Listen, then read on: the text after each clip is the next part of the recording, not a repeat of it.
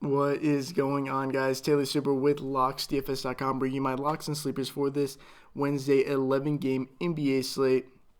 Really excited about this slate. Really excited always about these Wednesday slates where there's more games, more edge to be found over the field, just because there's more to digest. But we are still running that giveaway, so all you have to do to enter the giveaway for a free NBA package with me is all you have to do is subscribe, like this video, and comment below with your favorite play of the day, and we'll select a winner every Sunday.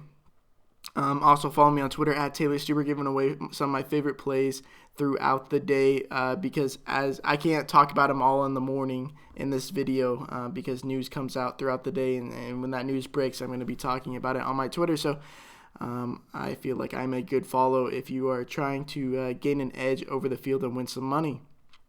Anyways, let's just get into this slate. So yeah, 11 games, really like it. And we know that Jimmy Butler is going to miss this game. And things are going to go back to how they were before the trade, and even more so because they're also going to be without Dario Saric and Robert Covington. So I took all the players that aren't going to be on the court with while Joel Embiid is. And on NBA Wowie, and to my surprise, I mean, it's not really that big of a surprise, but a 38% usage rating for Joel Embiid with these guys off the court. It's absolutely absurd. And in 69 minutes, not the biggest sample size, but I took a couple more of these players out, I kept Covington, Fultz, Butler, Saric off the court, and it was like 150-minute sample size, and he still retained like a 35% usage rating. We know that none of these guys are going to garner any usage outside of maybe JJ Redick, maybe TJ McConnell to an extent.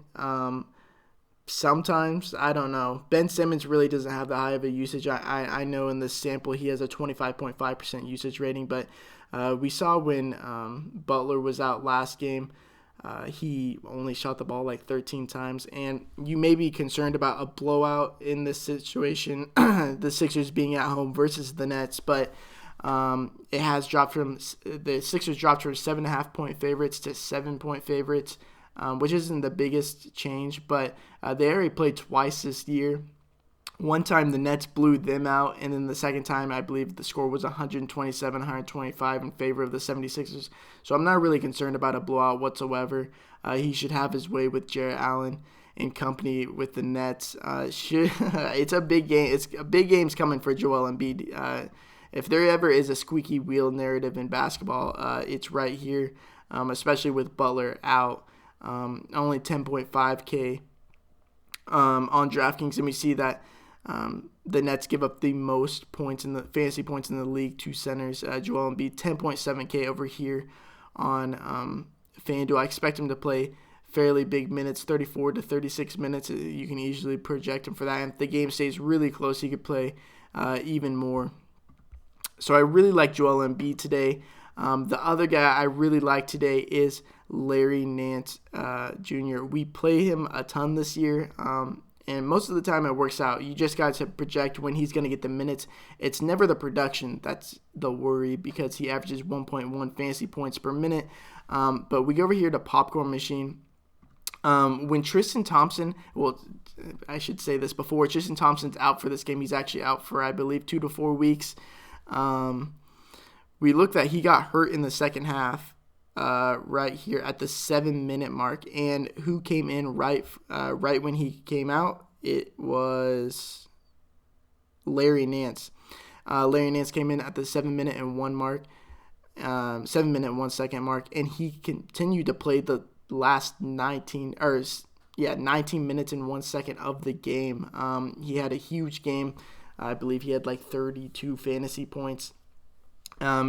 Pretty much all in that 19 minutes because he never did anything in his first stint. And so if you can easily project him for 30 to 32 minutes, you just do the math, that's 34, 35 fantasy points. Has an amazing matchup against the Knicks, who defensively against bigs are just awful with Enes Kanter and Mitchell Robinson. Mitchell Robinson is a decent defender coming off the bench, but he has a real knack for getting fouls. I believe his fouls per 36 is above 6 at this point. It's really abysmal. More free throw attempts for Larry Nance. And Larry Nance is very versatile. Doesn't have to play the 5. He can also play power forward. So that just adds on to his minutes, floor and ceiling, really. His usage goes way up with Thompson off the court, and it's just him. So really like Larry Nance, really like Joel Embiid. Yeah, those are the guys I'm really locking into my lineups tonight on both sides. So yeah, as always, if you liked this video, please like it. Good luck tonight. I'll be tweeting some of my favorite plays throughout the day. And until next video, peace.